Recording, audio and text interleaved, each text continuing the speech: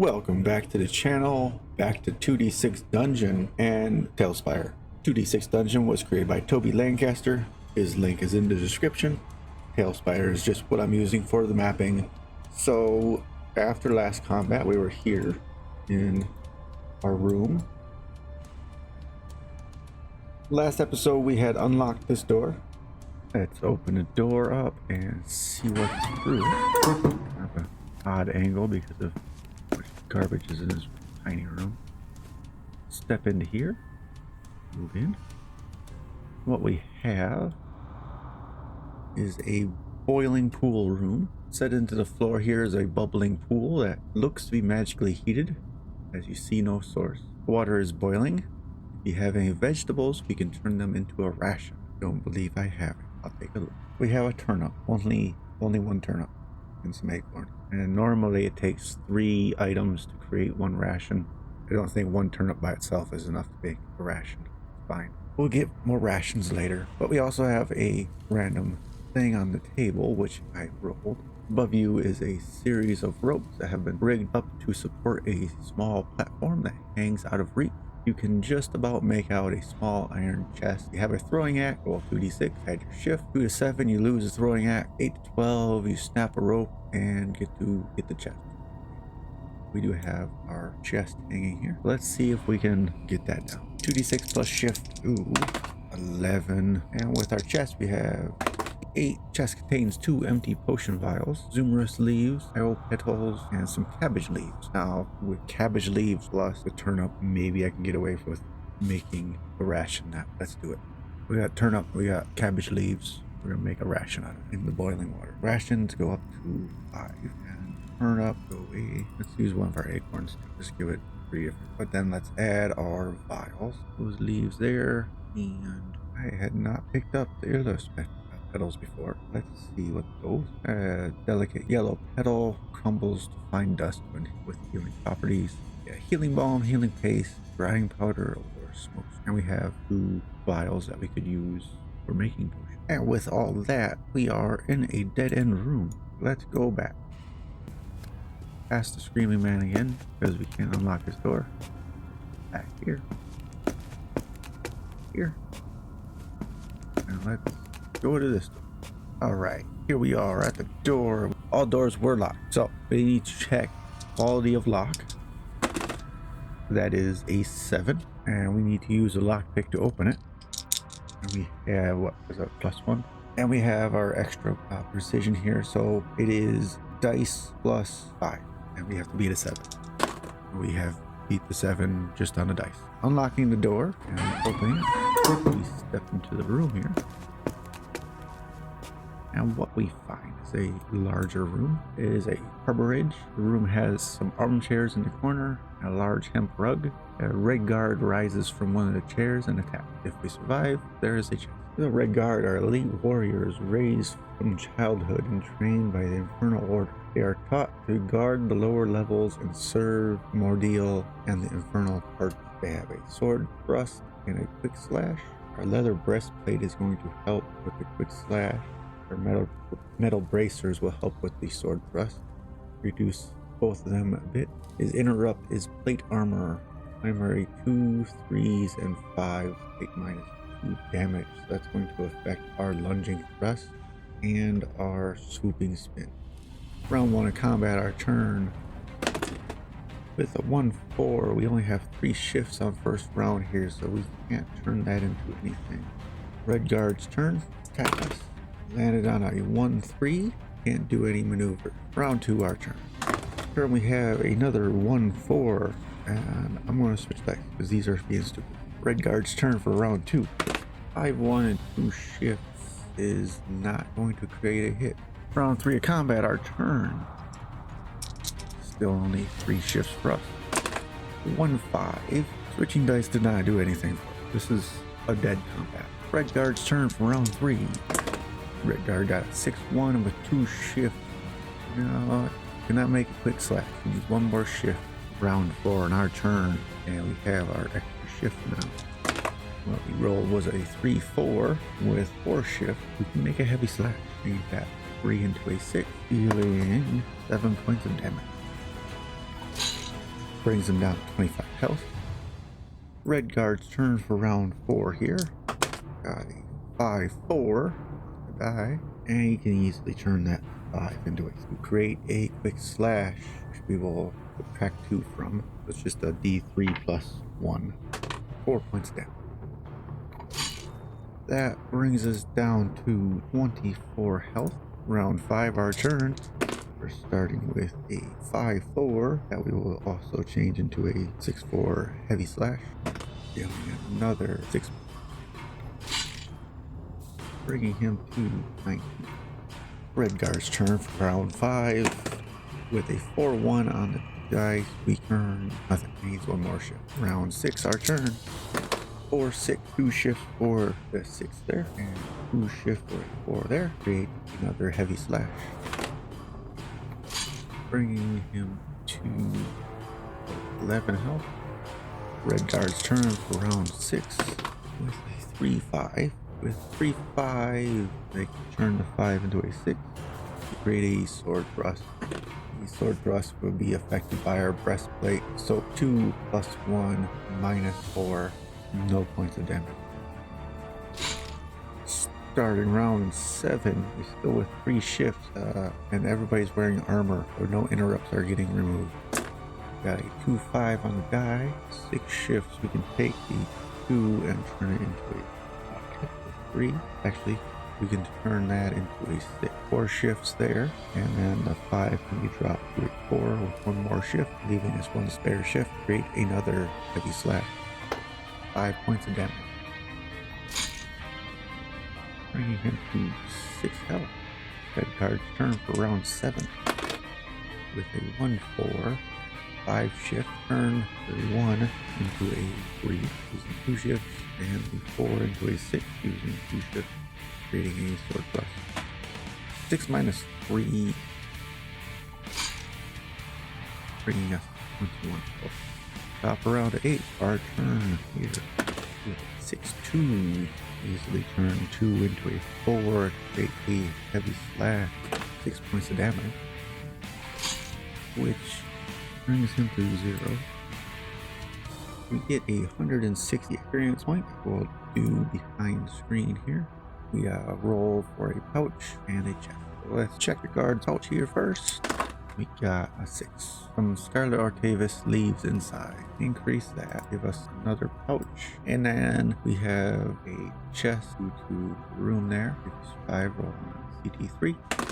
There's a small wooden chest. You flip it open to find 3 lockpicks plus 3. We have 1 door here, and then because of how the room was going to be, I connected the door this way. Back to the bone room. There's a wooden door. Let's check and see if it's locked. All types of doors are locked on at 6.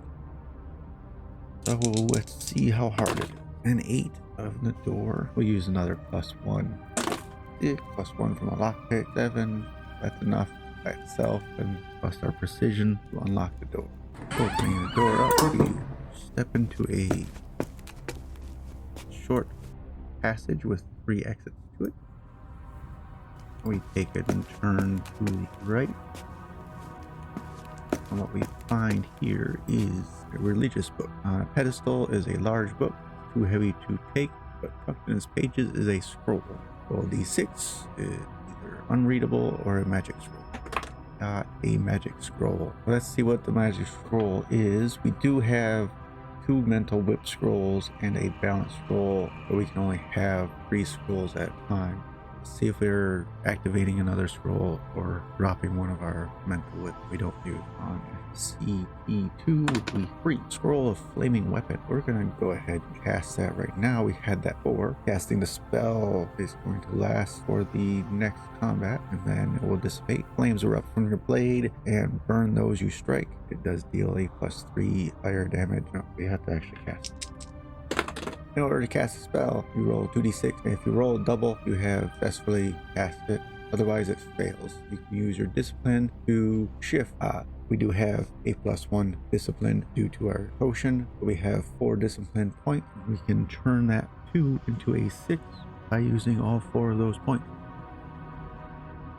And we have an archway pass through here. And what we find, another effigy hall. One side is an effigy made of animal limbs, chains, strips of fur. The floor is slippery. I am gonna have to pass by it. Kind of close. Get over this way. There's another archway there and another archway here. But we're gonna have to roll our precision. 2d6 plus 4. Need to get 7 or better.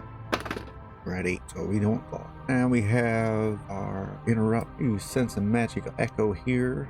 Fall back against the wall as a procession of robed figures shimmer to life and march through the space. You realize this is something that happened long ago, and they carry the body of an infernal cardinal above their head. Then it's continued to this archway. Continuing through this archway, we run into a hall with 2 exits. And we take the southern exit here, and we step into a room. We have to step into. We step into a candle chamber. There are hundreds of candles burning in this room. The shadows flicker across the walls. The oily smoke that fills the space makes you feel drowsy, and you lose 2 discipline for the next 2 rooms. And there, we can either go back into the tiny hall or continue forward to a portcullis, which we have no lever found. So we need to either wait for somebody and fight them here after they open the door, or go someplace. And the hall we were just in has another exit, so that's no.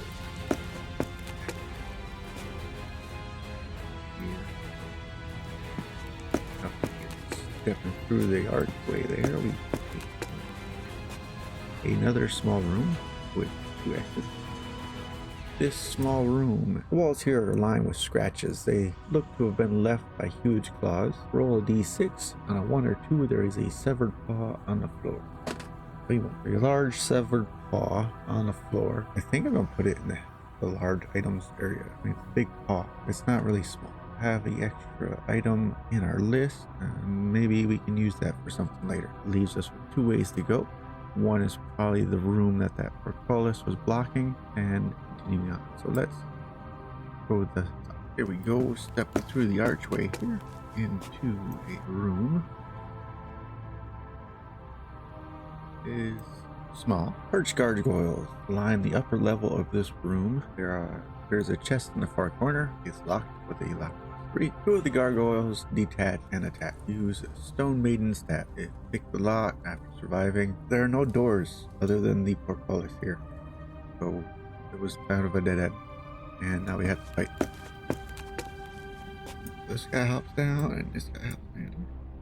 Haven't had it happen very much in this playthrough, so we're reviewing multiple creature combat. Sometimes there will be more than one opponent to fight in a room. In such situations, you attack first, then the creatures take their attacks in turn. There's naturally a higher chance of being hit, and the rounds take long. So you decide the order of the enemy's attack. Your armor can deflect damage from all attacks, and fatigue die adjustments apply to all combat. So I attack, he attacks, he attacks, I attack. I do think, because there are 2 enemies, I am going to throw an act +2 at one of them before we even start. So the gargoyles, they do have a stone fist for a maneuver and an interrupt of stone seal. Primary 3s, 4, then 5, which effects are lunging thrust and swooping spin, again -2 damage on both of them. And the stone fist attack is a 4/3, so our metal bracers will help onto throwing of the axe +2. Primary 6, so we do full damage, and I'm gonna pick on the right finger. Throwing axes do 6 damage. This is a +2 axe, so it dealt 8 points of damage. Bring him down to 22 right away. And now for round 1 attack. Yeah.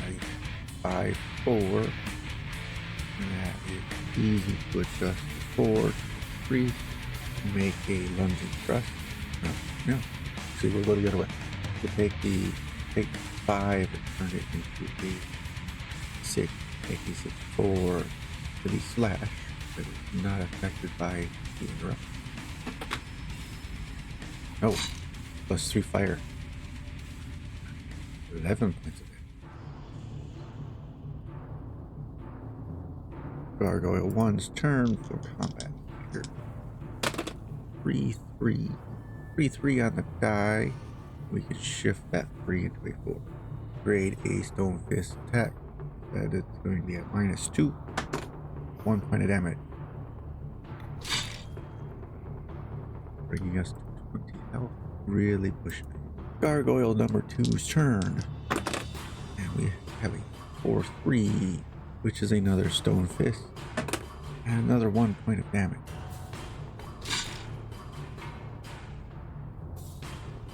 Top of round 2, our turn. Continue on with the same gargoyle. We're at a 2-1 and 3 shifts to create. We can use 2 shifts to create a swooping spin. And back damage. Now their stone skin does subtract 2 from that, so it is 6 plus 2, 8 points of damage.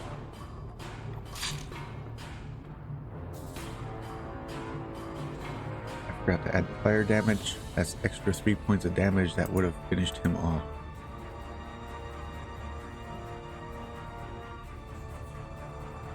Gargoyle 2's turn. 2 4. Also only 1 shift. And it's not going to be a hit. On to round 3 in our turn, and we with 5 3. With a 5 3, we are exact launching thrust strike. Means we can add 3 shifts onto it. We'll be attacking this guy over here, doing d6 plus 9 damage. 13 points of damage. Bring him to 17 health right away. Round 3, Gargoyle's turn. 4-1. Only 1 shift still, and we need to no Stone Fist this time around. Top of round 4, our turn. We're going to swing with the 5-5 on the die. And 4 shift, lunging thrust, d6 plus 5, -2, plus 3 fire. 12 points of damage. Bringing up 5 health. Gargoyle's turn for round 4. We got a 3-2 on the die, and 2 shifts, 1 shift for the 3, 1 shift for the 2. Create a 4-3 Stone Fist, d6 -2, and 0 points of damage.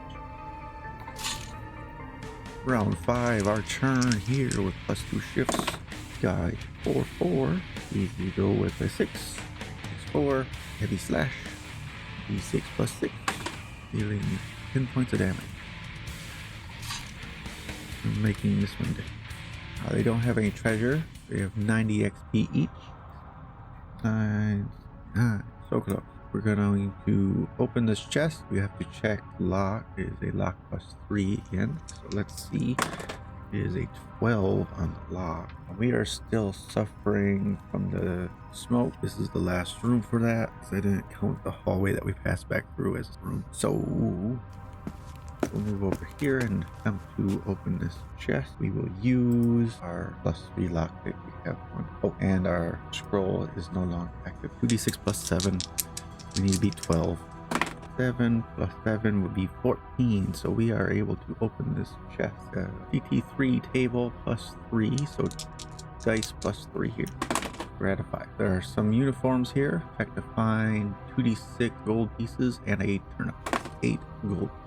Yes, 456 gold. Let's make some healing and not die. So we already have a medicated bandage that we can use, so we don't have to make one. Just use that right now, and then we can make health paste that we can then use in the next room. Since a medicated bandage can be used once per room, and that can be used once per room, we'll just move over and use it. 20 health back for the medicated bandage. Let's take that off our list right away. And then we use the Illos Petals, 1 Zumrus Leaf, 1 Scarlet Ortavis, create 3 health paste, and we do have the potion vials we can use for that. I think it just uses one container, put the paste in, and then it uses 3 doses. And we get XP for making that. 5 XP per level. We are currently level 6, giving us 30 XP, bringing us 1 point short of being on level 7. Then we'll step back into this other room here. Use 1 dose of the health paste. It's up to 49. We know there's only 2 left of that, and we'll have an empty vial again. So I believe that's going to be it for today here. Did quite a bit of exploring, new combat, and we're continuing on with the dungeon. Hope you enjoyed your visit. For now, enjoy your night. See you later.